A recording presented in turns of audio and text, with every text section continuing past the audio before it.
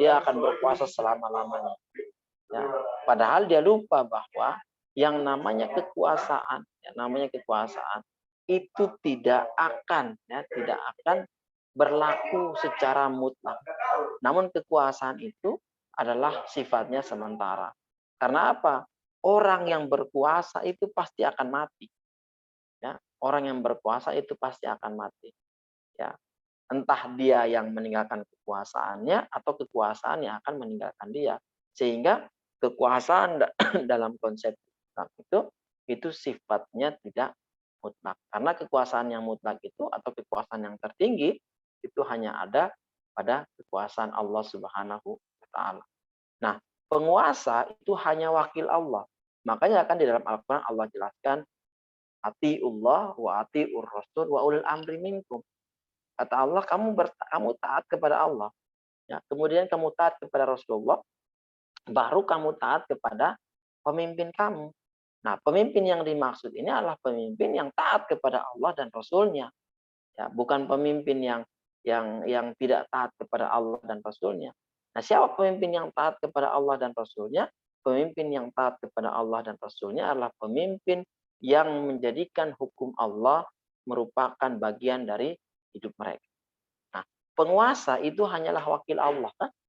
Ya, penguasa itu hanyalah wakil Allah di muka bumi yang berfungsi untuk membumikan atau menerjemahkan dan menafsirkan ayat-ayat Allah dan sifat-sifatnya dalam kehidupan yang nyata, termasuk ya dalam kehidupan berpolitik, berbangsa dan bernegara. Itu tugas pemimpin sesungguhnya. Ya, jadi sekali lagi tugas pemimpin adalah membumikan atau menerjemahkan dan menafsirkan ayat-ayat Allah dan sifat-sifatnya dalam kehidupan yang nyata, termasuk dalam kehidupan berpolitik, berbangsa dan bernegara. Itu tugas sebenarnya. Jadi bukan berpolitik kemudian menjadikan kekuasaan itu sebagai tujuan utama. Ya. Karena yang namanya kekuasaan, lihat saja contohnya Fir'aun. Ya, Fir'aun itu kurang berkuasa seperti apa. Tapi dia hancur, dihancurkan sama Allah sehancur-hancurnya. Ya, karena dia mengatakan ya bahwa dirinya Tuhan. Bahkan dia menyuruh orang-orang untuk menyembah dirinya. Coba bayangkan saja seorang Fir'aun, ya raja, memang dia punya kekuasaan, tapi dia tidak merasa bahwa kekuasaan yang dia miliki itu bukan mutlak, itu kekuasaan Allah. Nah, sehingga yang terjadi apa? Allah tenggelamkan dia kan di dalam kisah ya dengan Nabi Musa alaihissalam itu dia mengejar Nabi Musa ya Nabi Musa masuk Nabi Musa dengan tongkatnya bisa membelah lautan, kemudian laut itu terbelah, kemudian Nabi Musa berhasil keluar dari lautan itu dan Allah tenggelamkan Firaun dan juga para reng-rengan, para pembantu-pembantu. Nah, ini menunjukkan bahwa pemimpin itu adalah wakil Allah yang berfungsi membumikan atau menerjemahkan dan menafsirkan ayat-ayat dan sifat-sifatnya dalam kehidupan yang nyata. Jadi mengimplikasikan apa yang menjadi kemauan dan keinginan Allah Subhanahu wa taala di mana itu semua ya tertuang dalam Al-Qur'an dan Al-Hadis. Nah, termasuk dalam membangun suasana politik dalam berbangsa maupun bernegara. Mangga mudah. Nah, itu yang harus menjadi paradigma yang harus dibangun oleh teman-teman sekalian. Ya, kita kan nggak tahu, bisa saja suatu saat nanti kita menjadi seorang pemimpin. Nah, disitulah letak ya bahwa kepemimpinan tidak ada yang abadi, tidak ada yang kekal, tidak ada yang selama-lamanya, karena suatu saat nanti kepemimpinan yang kita rasakan hari ini akan dimintai pertanggungjawaban di hadapan Allah Subhanahu wa taala. Kullukum ra'in wa kullukum mas'ulun an ra'iyatihi. Itu menjadi sebuah sumber yang sangat perlu kita teladani. Nah, kemudian Rasulullah Shallallahu Alaihi Wasallam pun juga bersabda ya pada Abu Dzar perihal kepemimpinan. Ya. Jadi Rasulullah mengatakan begini, sebelum masuk ke hadis Rasulullah itu, kita tahu bahwa kekuasaan adalah amanah. Ya, ingat ya, kekuasaan adalah sebuah amanah yang diberikan kepada orang-orang yang berhak memiliki. Ya, jangankan bicara kekuasaan, diri kita pun juga ini adalah amanah dari Allah Subhanahu wa taala. Nah, pemegang amanah itu harus menggunakan kekuasaannya dengan sebaik-baiknya, sesuai dengan prinsip-prinsip dasar yang telah ditetapkan Al-Quran dan Sunnah Rasulullah Sallallahu Alaihi Wasallam. Nah, kemudian Rasulullah SAW bersabda kepada Abu Dzar tentang perihal kepemimpinan. Ya, Rasulullah mengatakan begini, ia adalah sebuah amanah. Dan di hari kiamat nanti, ia bisa menyebabkan kehinaan dan penyesalan. Kecuali bagi orang-orang yang melaksanakannya dengan sebenar-benarnya dan menunaikan kewajiban di dalam.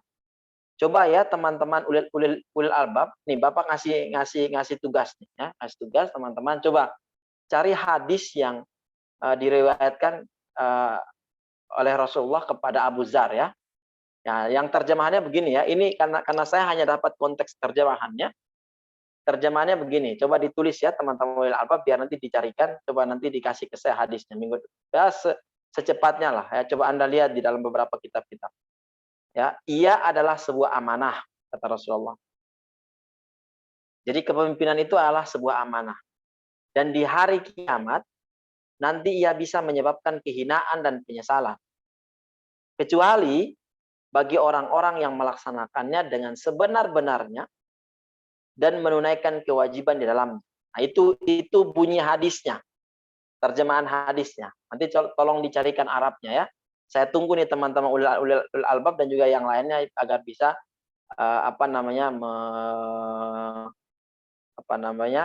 bisa menyerahkan ke saya minggu depan sebelum minggu depan.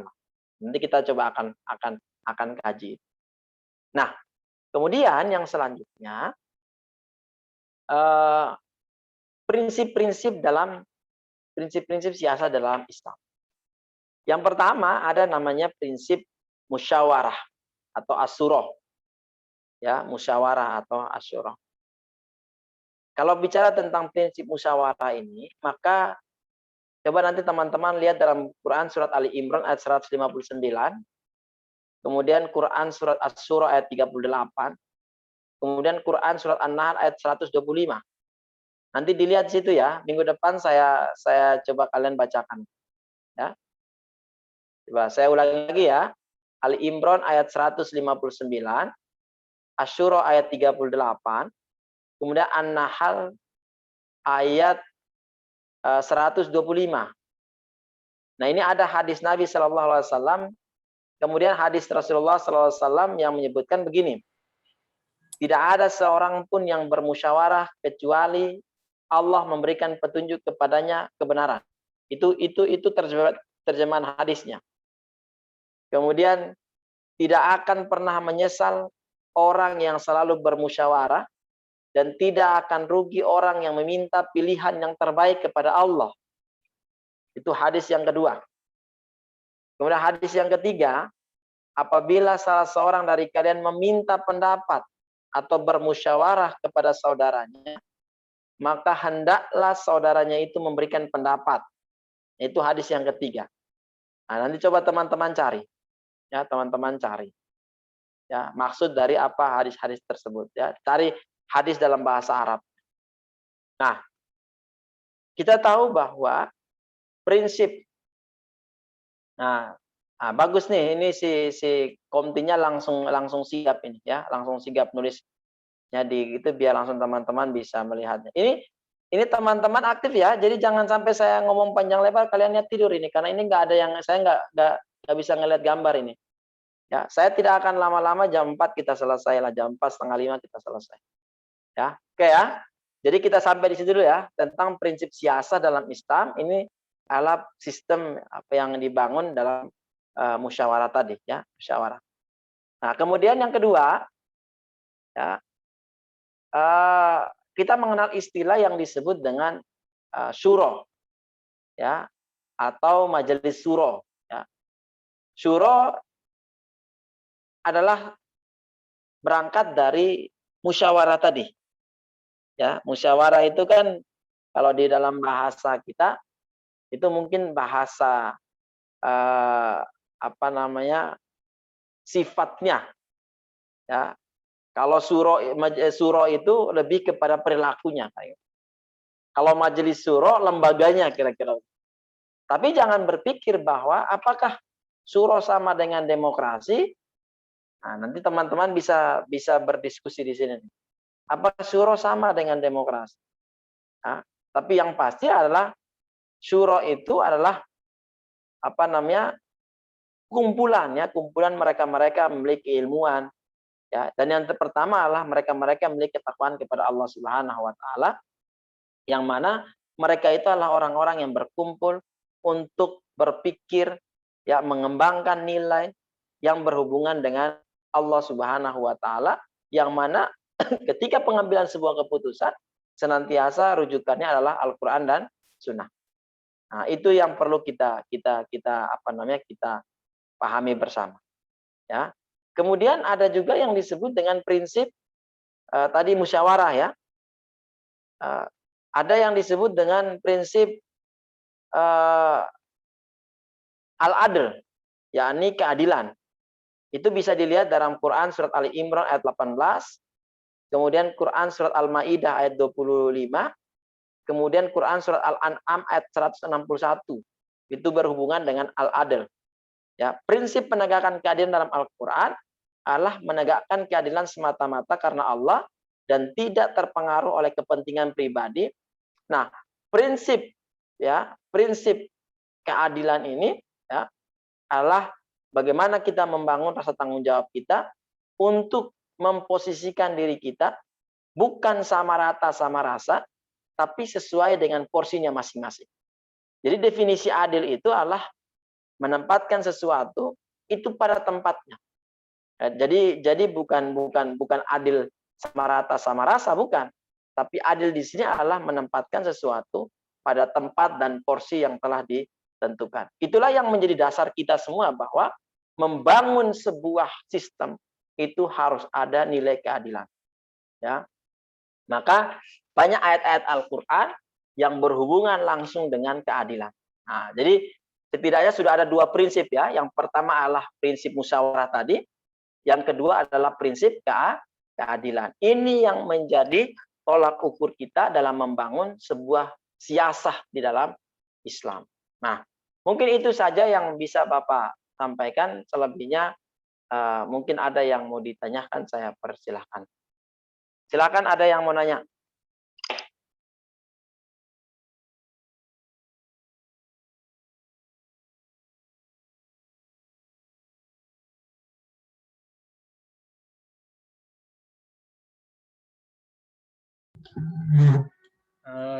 Pak, saya mau bertanya. Silakan. Baik, bismillahirrahmanirrahim. Nama saya Muhammad Iqbal Hasanuddin. Saya ingin bertanya, Pak, soal konsep keadilan tentang penegakan kalam Allah di muka bumi. Begitulah intinya kan tadi konsep keadilan dalam Al-Quran, begitu kan. Kita ini kan bangsa Indonesia ini kan majemuk ya. Nah, penegakan kalam Allah di bumi Indonesia ini terkadang berstereotip bahwa ini merupakan agenda kepentingan umat Islam. Kemudian ditambah dengan adanya umat Islam yang sama-sama umat Islam tetapi ikut menolak hal tersebut. Akhirnya penegakan kalam Allah ini di muka bumi di Indonesia ini distereotipkan sebagai agenda dari sebagian kelompok. Nah, apakah penegakan Al-Quran secara penuh di Indonesia dapat diterapkan begitu loh, Pak? Atau hanya istilahnya berbaunya saja seperti Al-Quran, atau inti sarinya yang dijadikan seperti Al-Quran, begitu Pak? Oke, terima kasih ya. Jadi pada prinsipnya sebenarnya menerapkan segala hukum-hukum Allah dalam satu negara itu sebenarnya tergantung dari kekuasaan yang dilakukan saat itu. Contoh begini, makanya saya bilang dari awal kemarin bahwa kita tidak boleh fobia dengan politik. Ya, kita tidak boleh anti dengan politik. Karena apa? Kalau kita anti dengan politik, kita fobia dengan politik, maka politik akan dikuasai oleh orang-orang yang tidak bertanggung jawab, sehingga sulit sekali kita untuk membuat hukum-hukum Allah berlaku di negara tersebut. Soekarno pernah mengatakan pada Pak Natsir, yang salah satu ucapan beliau itu, kalau ingin negara ini menjadi negara Islam, maka penuhilah parlemen dengan orang-orang Islam. Artinya tanda kutip orang-orang Islam yang sami'na wa ata'na dengan apa yang diajarkan oleh Allah dan Rasulnya. Tidak seperti hari ini kan, hari ini parlemen diisi oleh orang-orang Islam. Banyak ya yang mengatakan mereka Islam. Tapi ketika mereka berbicara tentang Islam, maka berbicara tentang hukum-hukum Islam, maka semua seolah-olah tidak ikut terlibat dalamnya. Nah, sehingga lagi-lagi bahwa orang Islam kalau ingin negara ini atau negara mana saja ya kekuasaannya penuh dalam prinsip-prinsip Islam, maka memang kita harus ikut terlibat dalamnya. Walaupun nanti ada berbeda lagi persepsi yang mengatakan bahwa ya tidak perlu kita ikut terlibat dalamnya. Kalau kita terlibat dalamnya berarti kita merupakan bagian dalamnya dan itu tidak akan mungkin mencapai sebuah tujuan. Oke lah. Ya. Tapi yang terjadi hari ini adalah karena kita merasa bahwa politik itu kotor, politik itu masalah politik itu bla bla segala macam, sehingga kita fobia dengan politik. Nah, umat ini kan digiring opininya agar dia tidak mau ikut dalam perpolitikan. Kalau itu yang sudah dilakukan, maka yang terjadi adalah kekuasaan dikuasai oleh mereka-mereka yang tidak bertanggung jawab. Itu sudah pasti lah. Bahkan Imam Ali radhiyallahu anhu juga mengatakan bahwa keburukan kalau di-manage dengan sebaik-baiknya maka dia bisa memenangkan dibandingkan dengan kebenaran yang tidak terstruktur, kira-kira begitulah. Ya bahasanya seperti itu kurang lebihnya. Artinya apa? Artinya kita sebagai umat Islam harus memiliki semangat untuk terus ya sama-sama satukan suara dalam menegakkan keadilan ini. Karena memang prinsipnya banyak negara-negara itu hancur, itu karena ketidakadilan. Ya. Banyak negara-negara kaya, negara-negara besar, negara-negara maju. Itu masalahnya pasti ketidakadilan. Ya mohon maaf, di kita saja ini kan coba tanya, masalahnya apa kita? Pasti orang akan mengatakan, kita itu masalahnya masalah keadilan. Masalah pemerataan. Bayangkan saja ada orang yang punya penghasilan sampai ratusan juta per bulan. Ya, tapi ada juga orang yang punya penghasilan 300.000 sebulan. Itu kan kecenderungan ketidakadilannya kelihatan sekali gitu. Nah, muncullah fenomena ketidakpuasan, ya, sehingga itulah yang memunculkan konflik. Gitu. Kira-kira seperti itulah. Ya. Jadi pada prinsipnya adalah keadilan ini harus menjadi sebuah pendekatan utama dalam membangun suatu negara. Karena adil itu merupakan sebuah porsi penting ya dalam membangun suatu pemerintahan. Jadi kalau ingin pemerintahannya yang adil, maka harus punya pemimpin yang adil. Ya. Kalau ingin punya pemimpin yang adil, maka orang-orang yang ikut terlibat dalam memilih pemimpin itu pun juga harus adil. Kenapa? Kita kan memberi kontribusi kan. Ya, ingat ketika pemilu datang, itu semua di antara kita memiliki kontribusi. Nah, ketika kita diberikan kesempatan untuk berkontribusi dalam hal memilih, gunakan hak pilih kita untuk memilih pemimpin-pemimpin yang bertanggung jawab terhadap Allah dan Rasul-Nya. Jangan sampai nanti kita dibiarkan, nggak usah lah. Nggak usah milih, nggak usah ini, nggak usah itulah, nanti juga sama-sama aja. Setidaknya nanti di hadapan Allah kita sudah bisa mempertanggungjawabkan bahwa ketika pemilu saya memilih si A, si B, si C, namun dia tidak terpilih karena mungkin suaranya kurang dan lain sebagainya. Persoalan jadi tidak jadi itu kan persoalan Allah kan. Kita hanya ditugaskan untuk bagaimana memilih pemimpin-pemimpin yang punya kredibilitas dan mampu menjadikan negara ini lebih baik. Ya, saya kira gitu ya, Iqbal ya. Ustaz, Ya, silakan. kan kalau di dalam Pancasila di sila yang keempat itu kan permusyawaratan ya Ustaz. Terus Ya. setelah amandemen itu kok bisa jadi demokrasi gitu. Maksudnya kalau memang musyawarah atau syuro itu bagus dan itu ada di dalam Islam gitu kan. Kenapa kok apa ya? Ketika itu kok bisa malah pemimpin-pemimpin Islam itu nggak mempertahankan gitu loh. Kan sekarang juga banyak argumentasi dan perdebatan ingin mengembalikan ke tentang musyawarah itu.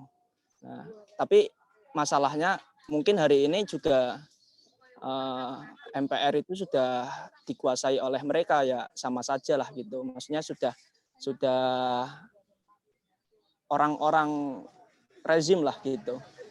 Nah itu gimana Ustaz? Nah, jadi pada prinsipnya ada aturan yang seringkali berlaku dalam proses mengamandemen sebuah undang-undang. Konsep syuro dan konsep demokrasi ini adalah dua hal yang sangat berbeda. Ya, tidak bisa disamakan. Dari segi apapun tidak bisa disamakan.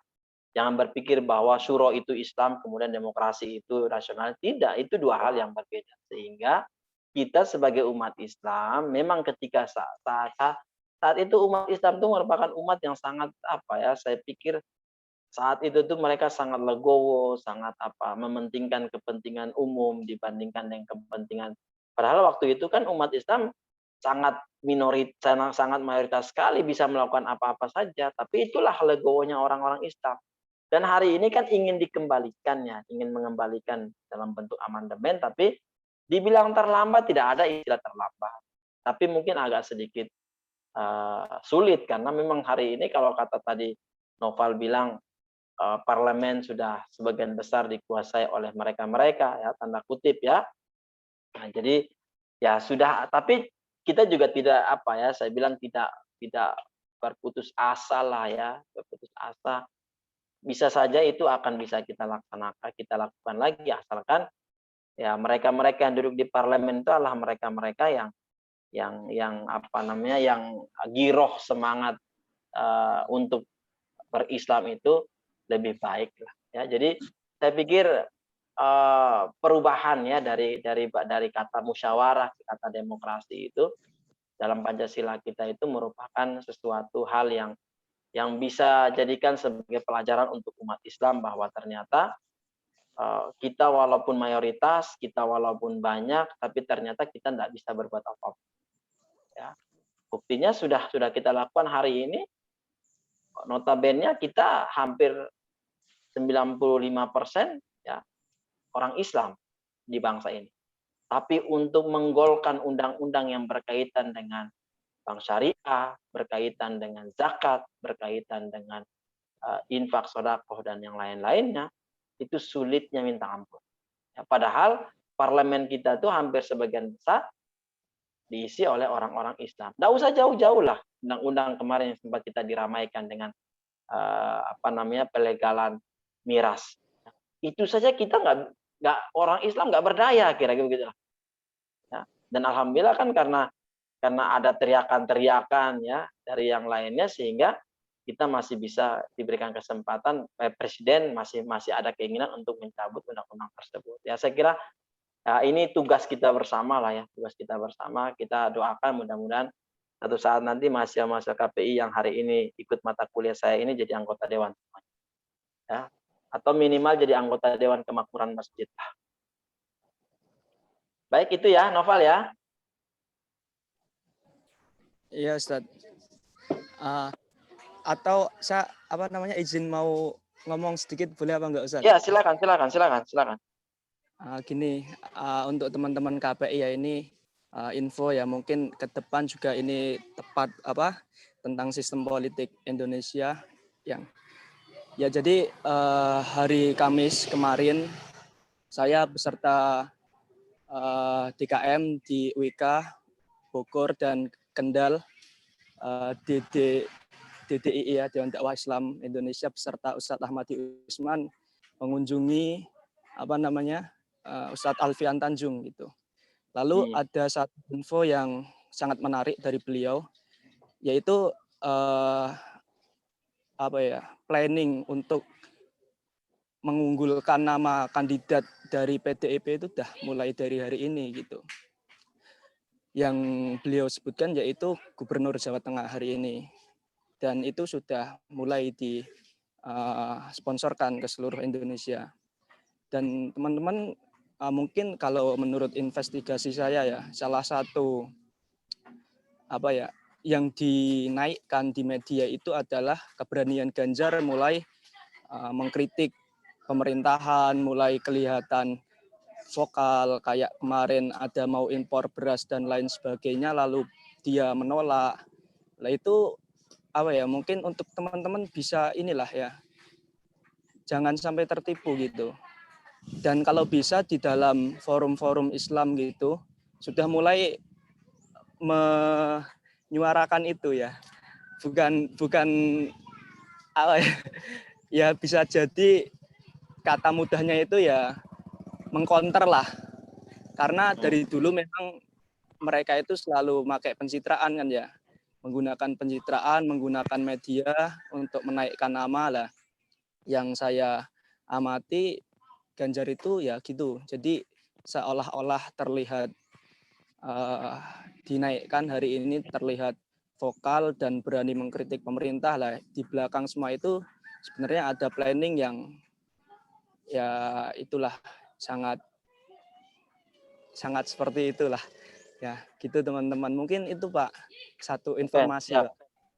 Ya bagus ya. Jadi memang saya kemarin itu juga sebenarnya diundang untuk bisa hadir di sana di Kendal itu, cuman karena kebetulan saya ada ikut sertifikasi asesor, jadi saya nggak bisa hadir. Kemarin Ustadz Ahmadi, kemudian Ustadz Salim dari Dewan Dakwah Kabupaten Bogor, saya ngutus Ustadz Ahmad Soleh itu berangkat ke sana ke Kendal, ke Jawa Tengah ya. Oke, baik, terima kasih ya informasinya. Sekali lagi, ini akan menjadi sebuah media. Jadi mata kuliah sistem politik Islam ini adalah bagaimana kita berpikir siasah. Ya, kita berpikir politik bahwa umat Islam tidak boleh lemah. Ya, umat Islam tidak boleh lemah. Kita punya kekuatan baik dari segi mayoritas penduduk kita, dan juga kita punya kekuatan yang lain. Prinsipnya begini, saya teringat bahasanya Ustadz. Ada seorang Ustadz mengatakan begini, kita ikut terjun di dalamnya saja, ya, dakwan ya, ikut terjun di dalam dakwah saja, itu kita sudah menang. Ya, kalau persoalan kemenangan itu kan persoalan Allah Subhanahu Wa Taala.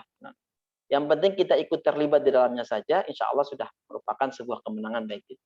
Jadi mudah-mudahan teman-teman yang dapat mata kuliah sistem politik Islam ini bisa tetap istiqomah dan juga bisa menjadi sebuah ladang buat kita semuanya untuk menjadi yang terbaik. Baik, saya kira cukup ya untuk hari ini ya. Cukup, udah jam setengah 5. Cukup buat kuliah kita pada sore hari ini. Mudah-mudahan Allah Subhanahu Wa Taala memberikan kemudahan bagi kita semua. Jangan lupa di absen. Ya, absennya kayak kemarin saja, pokoknya absen tutup gitu, absen tutup gitu. Dan itu tolong direkap sama komtinya ya. Komti rekap absen, kemudian ditulis aja, nanti dibikin absen sendiri. Nanti di akhir pertemuan perkuliahan kita itu akan sebagai bahan pertimbangan saya untuk menentukan nilai absen kita ya. Baik, itu saja ya. Terima kasih. Sekali lagi tidak saya itu nanti pertanyaan-pertanyaan minggu depan lah. Sampai kita berjalan nanti mudah-mudahan sebelum UTS saya sudah ngasih tugas makalah ya. Allah. Kita istighfar sama-sama. Astagfirullahaladzim. Sebelum ditutup coba dibuka kameranya biar kita difoto dulu coba. Difoto dulu semuanya sebagai bukti kita perkuliahan kita pada sore hari ini. Coba dibuka kameranya. Semua buka kameranya biar difoto. Kalau sudah, siapa yang foto? Iqbal ya, Bal? Foto Bal.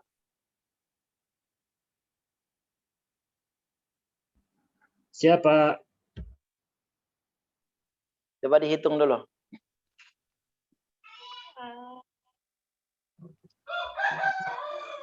Nah, kan ayamnya bunyi.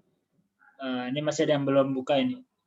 Ada Syahrul, si Paujan, Mursyid, sama Novia, sama Akila.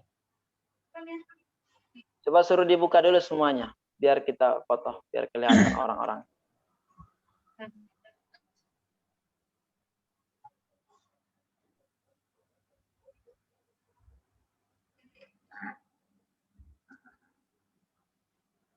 Si Mehmet sebelah itu, biar kelihatan. Oke. Ya, tinggal sisa 4, tapi nggak apa-apa deh. Oke, 1, 2, 1, udah. 1, 2. Oke, 1, 2. Oke, udah, Pak. Oke, siap ya. Terima kasih. Kita akhiri dengan mengucapkan alhamdulillah dan doa kepada majelis. Alhamdulillah.